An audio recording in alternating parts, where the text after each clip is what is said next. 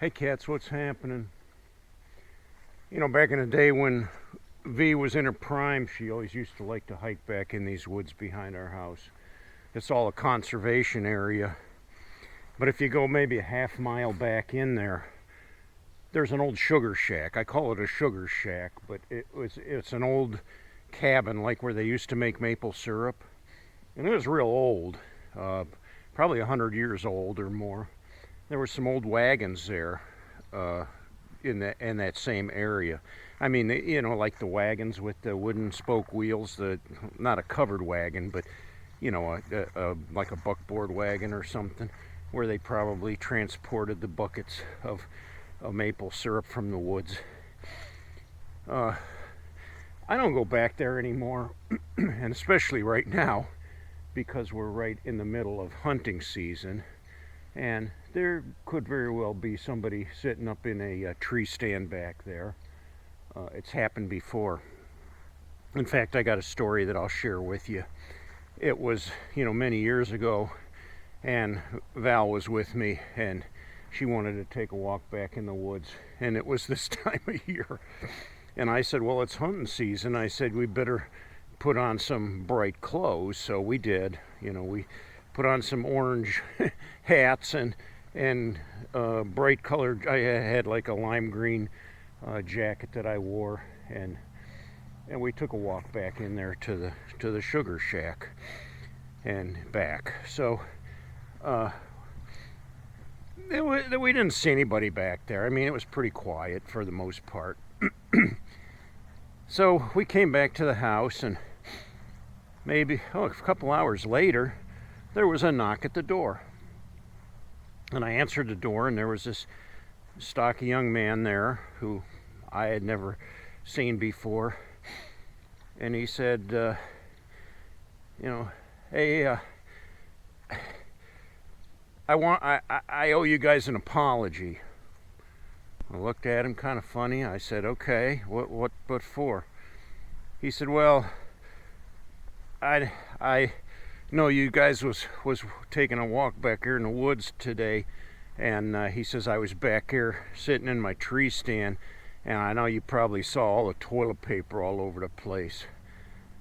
And I looked at him kind of funny. He said, well, I had a bad case of the scoots, and he said I had to keep climbing down and going to the bathroom, and I left my toilet paper all over the place, and I know it was a mess, and I felt really bad about it, and I just wanted to apologize to you guys, because I know you probably saw me, and well, truth be known, I didn't see him. I didn't know he was there, and I didn't see his toilet paper either, thank goodness.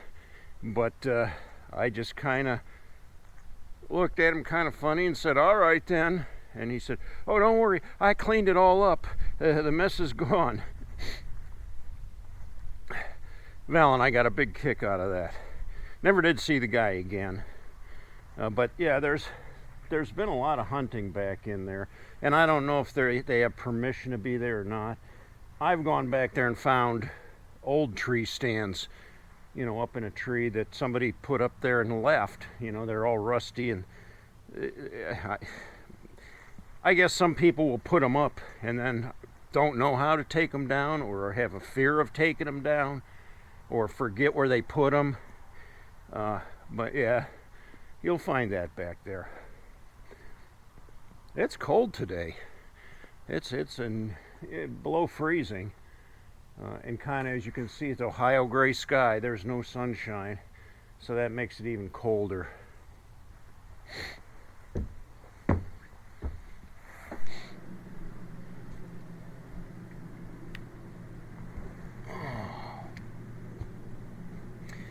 So yeah, I don't know how many of you guys are hunters, but like I said, we're right in the middle of bow season, and I know there's got to be somebody back here.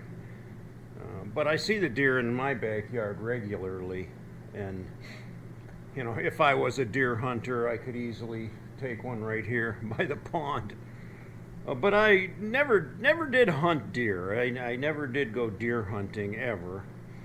However, I have butchered a couple of deer before. Somebody gave me one year that they had, and they didn't have time to mess with it, so I strung it up and butchered it all up, put it in my freezer. And then another time I actually hit one and killed it, so I loaded it up in my truck, hauled it home, and dressed it all out, and that ended up in the freezer too. But I'm not real fond of venison. I don't like that gamey taste. Now, if you're going to make sausage out of it or deer jerky, that's a different story. You know, I like that. But just, you know, to have a steak or a venison meat, I don't really enjoy it that much. So I've never had, you know, a big draw to go deer hunting. Aside from that, I'm not the kind of guy that wants to go out there in the morning, climb up in a tree, and sit in a stand freezing my you know what off, waiting, just hoping that a deer's going to walk by. That's not my idea of fun. I guess some guys enjoy that. Some guys, I don't enjoy it, so I'm just not going to do it. Now, I have hunted before in the past. I used to go rabbit hunting with my dad and my uncle, and you know, I like rabbit. I like squirrel. I used to go squirrel hunting. Aside from that, nah, never was really into the hunting thing. I used to do some trapping and, you know, skinning out the furs and all, and tanning them and things like that. But I kind of lost interest in that too. It was a lot of work, a lot of effort, and you didn't get much out of it in return. Now, my dad, he hated groundhogs, and he didn't have a gun, but he had traps. So he would go on his property and set traps in front of the groundhog hole, and he'd catch groundhogs all the time, and he just hated them. And I don't know why, because some of the groundhogs that he was trapping were not in his yard so much, but, you know, back in the back of his property, where he didn't do any farming back there or anything. So I don't know what his beef was with the groundhogs. But anyway, it was kind of a sad story. One day, the neighbors had let their little yappy dog out, and somehow the dog, you know, roamed back to the back of the property and got caught in one of my dad's traps. So that didn't go over very well with the neighbors. I guess in the end the dog was okay, but yeah, it wasn't a pretty situation, let's put it that way. I think my dad had to rethink some of his trapping skills after that.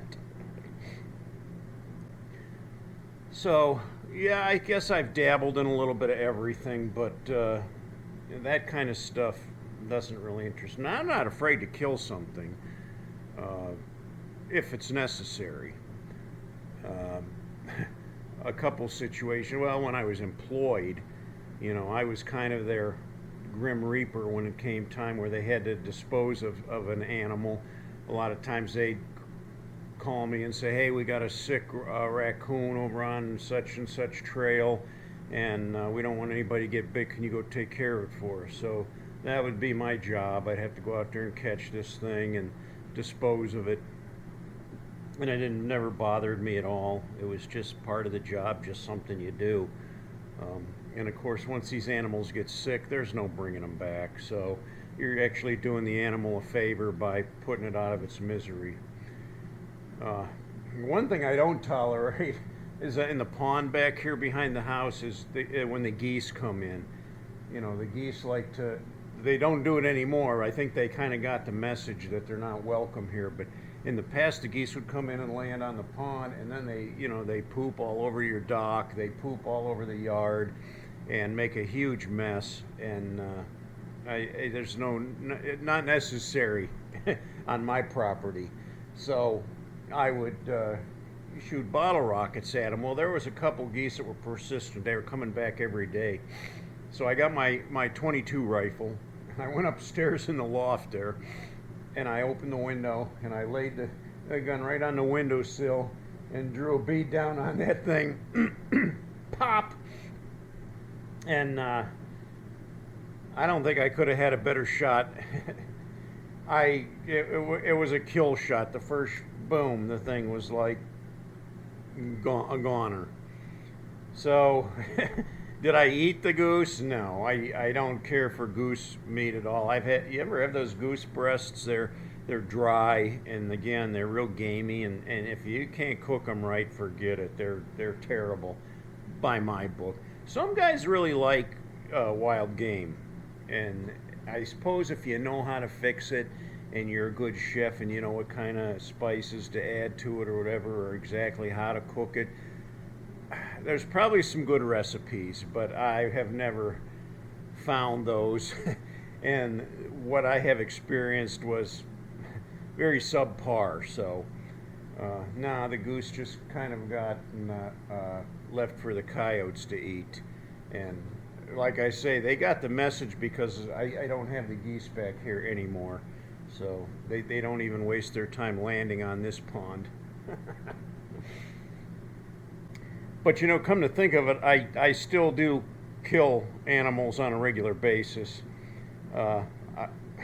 Well, considering mice are animals, yeah, I have traps set in my shed, in my garage, in the Hemi, and I do catch mice regularly. They just keep coming by the armies.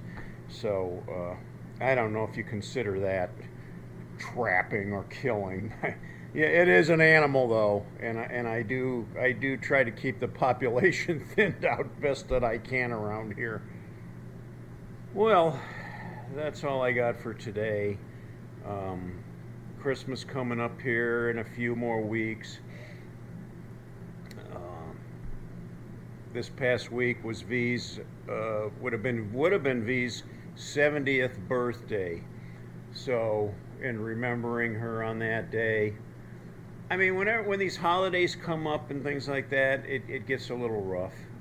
But thanks for all your prayers and all you guys' support. I really appreciate it. I keep praying for you guys too, those of you that need it. Remembering the reason for this season is the birth of Jesus Christ, not Santa Claus. So we keep that in mind as we go into this holiday. And sadly, I have no Christmas decorations up here, but that doesn't change anything. I think the real spirit of Christmas is in my heart, and I know what it stands for and what it really is. Well, bless all you guys, and until next time, I'll catch you later.